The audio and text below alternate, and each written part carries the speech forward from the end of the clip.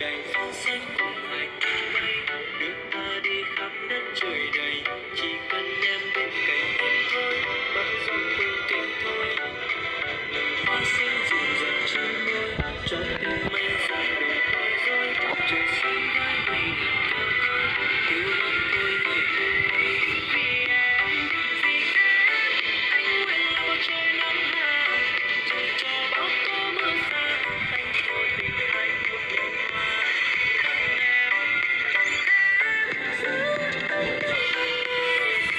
Dừng lại một chút thôi để người bầu trời có hai con người.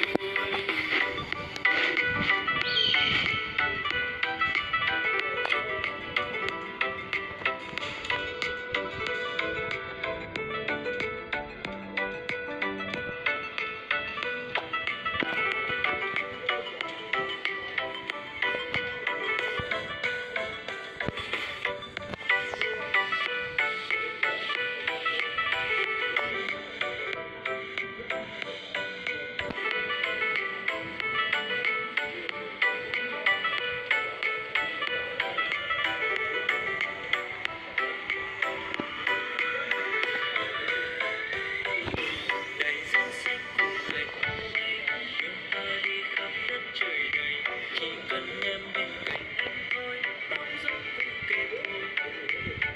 Hoa xinh dịu dàng trên môi, cho tim anh rung động bối rối. Trời xanh với mây ngàn kéo tới, yêu mong thôi người ơi. Vì em, anh nguyện là bầu trời nắng hạ, dù cho bão tố mưa xa, anh vô tình hái một nhành hoa. Tặng em, giữ anh ơi. Dừng lại một chút thôi để năm người bầu trời có hai con người. Vì em, anh nguyện là bầu trời nắng hạ, dù cho bão tố mưa xa, anh vô tình hái một nhành hoa. Tặng em, giữ anh ơi. Dừng lại một chút thôi để năm người bầu trời có hai con người.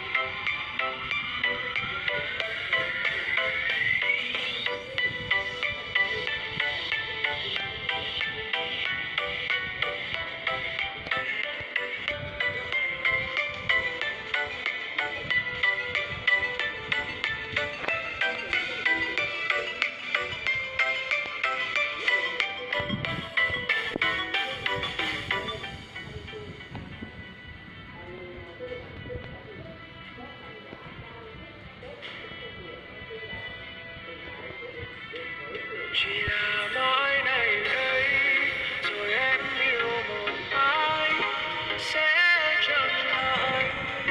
Mình bước qua thật nhanh, bỏ quên từng con phố sâu lưng ghé thăm nắng dần trôi trong mùa thu lại qua.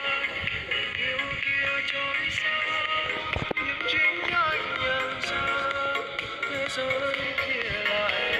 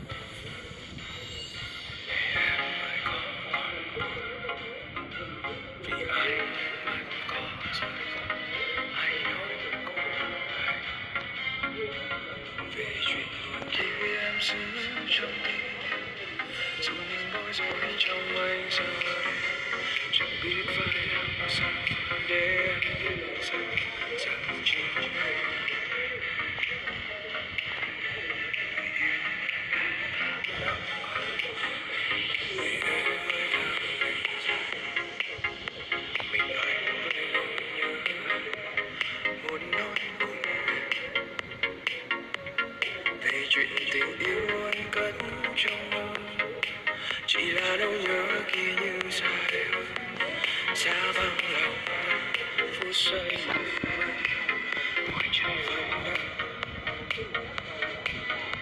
chẳng biết em yêu ai khác chưa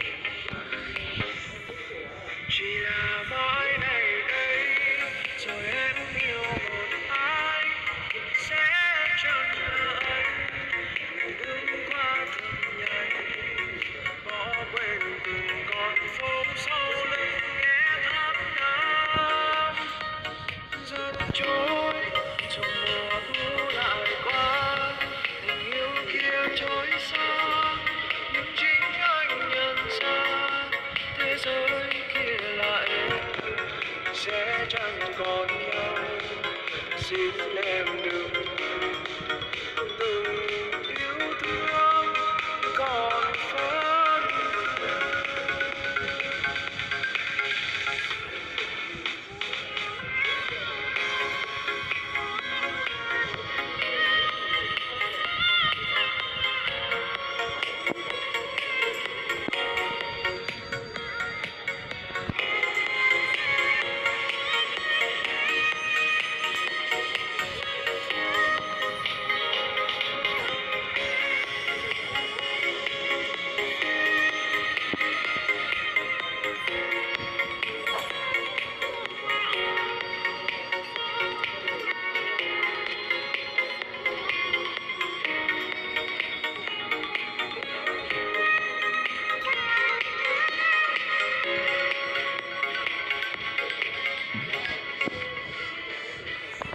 rồi mai sẽ trở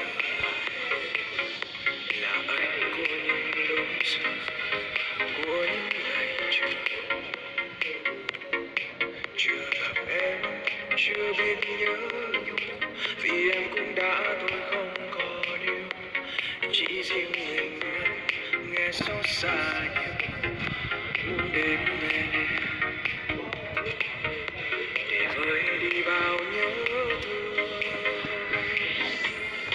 chỉ là mãi này đây rồi em yêu một ai sẽ chẳng là anh mình bước qua thật nhanh bỏ quên từng con phố sau lưng nhé thắp nắng dần trôi rồi mùa thu lại qua tình yêu kia trôi xa nhưng chính anh nhận ra thế giới kia là em mình sẽ chẳng còn nhau xin em đừng quên từng yêu thương còn vẫn vương chạy theo yêu thương nơi đó xa vời để anh chơi vơi xứ sông người qua mặc cho những xót xa anh cũng muốn ở đó đợi chờ giây phút cuối chỉ là mãi này rồi em yêu một ai sẽ chẳng là anh mãi mãi không là anh dẫu anh yêu như ngày ta chưa cách xa nhau rồi mùa thu lại qua tình yêu chính anh nhận ra thế giới kia là em mình sẽ chẳng còn nhau xin em đừng quên từng yêu thương còn vẫn xin em đừng quên từng yêu thương còn vương vấn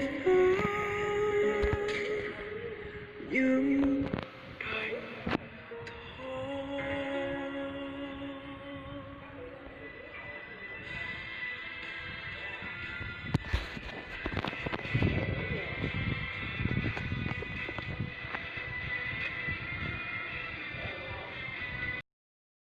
Đừng mai người bước bên anh không là em nữa. Anh đang cảm thấy thoải mái chút nào chưa?